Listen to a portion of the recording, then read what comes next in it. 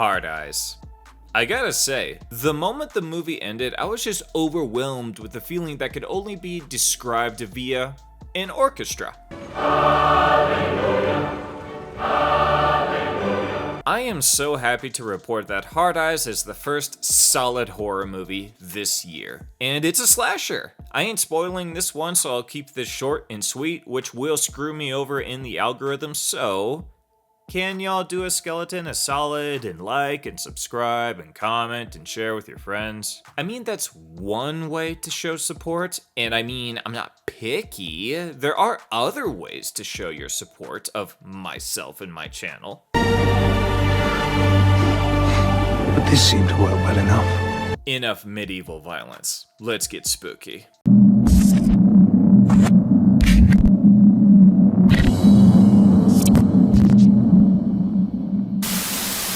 Okay, so I don't know what you think you're going to experience when you see this movie, but let me just break it down. This is a dark comedy slasher with gobs of kills and blood.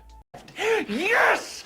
Yes! Oh, yeah! So the story is that there is a masked killer called the Hard Eyes Killer, or HEK for short. He goes around on Valentine's Day and kills couples. Now, what makes him a little different from other slashers is not necessarily the weapons. Almost all of the weapons or similar weapons are used in other slashers. It's not the mask, because that's pretty much a staple in slasher movies. What makes HEK different is location. HEK does not confine himself to a singular place. Every year he pops up in a new city or state and has the time of his life.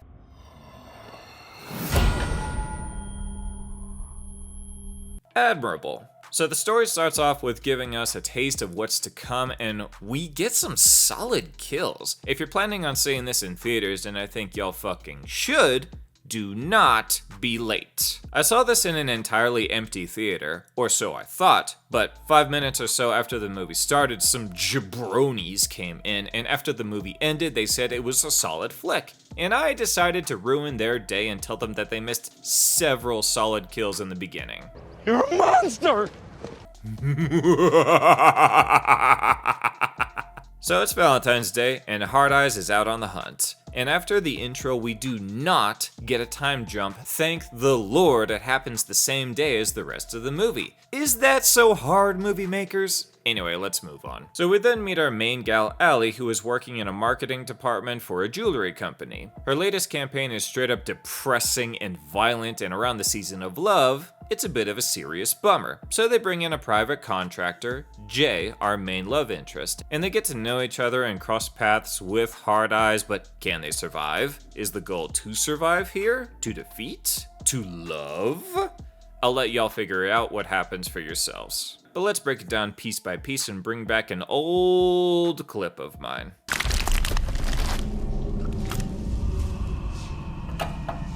The characters. Our main girl is played by Olivia Holt, who you may all recognize from Totally Killer.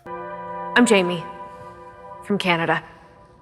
I'm sorry, I'm not gonna shake your hand because I'm not 45 and a man. Yeah, slim pickings with finding a funny scene from that movie that actually makes you laugh. She does very well. Definitely a flawed character that shows some tenacity. She's pretty, she's helpful, she's sometimes depressing, but also sometimes nice to have around. A good example of what a main character should be. Lots of different situations and quips that show her bitchy, get the fuck out of my face kind of side, but also we see why Jay likes her, and she's not a bad partner in crime. Moving on to Jay, the heartthrob, who, of course, everyone recognizes from the latest Scream movies.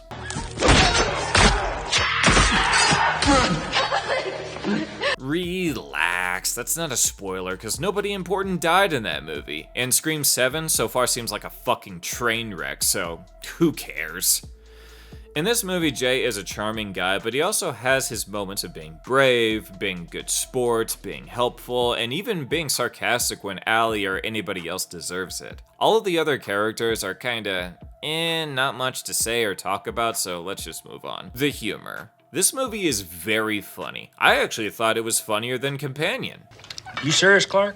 For some reason, Companion is still getting an outstanding amount of praise, and I'm not budging. That movie was aight, and Hard Eyes beats it. And I think that really matters considering both movies are currently in theaters, and you may be wondering which horror movie you want to see. And it's Hard Eyes for me, and one of the key factors is absolutely the humor. Now, the violence. There's plenty. The killer is a machine and will absolutely go Terminator if the situation calls for it.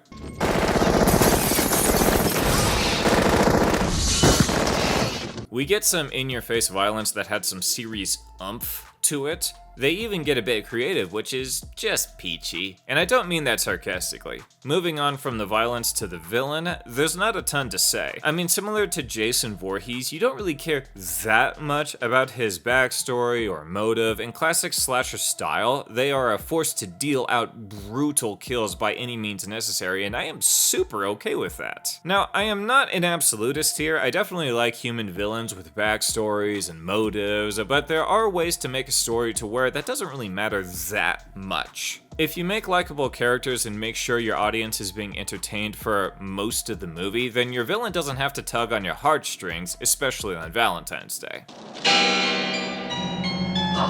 Movies should earn your money, and I think this movie did exactly that. Tell them at the theaters that 7 Feet Under sent you, and maybe indulge yourself at the concession stand.